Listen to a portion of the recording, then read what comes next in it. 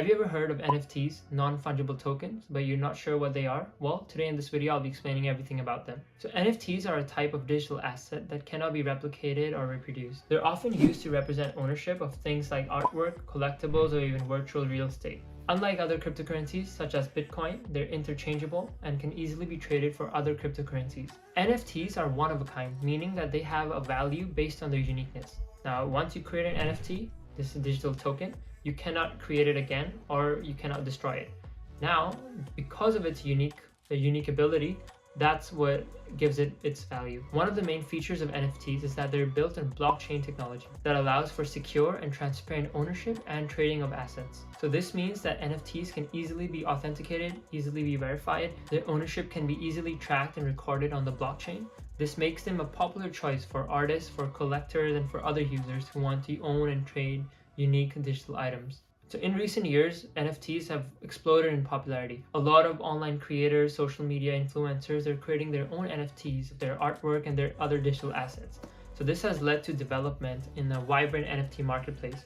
So now you have marketplaces where people buy and sell and trade NFTs. So some people have even made significant amount of money by buying or selling rare or valuable NFTs.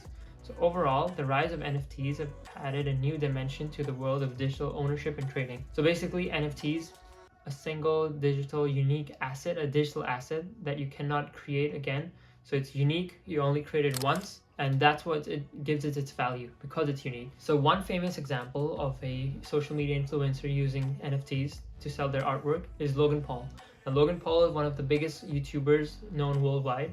So he created his own NFT brand called 99 Originals, and that NFT brand is now valued over $1.8 million. So what he did, he went around, took some pictures, so 99 pictures.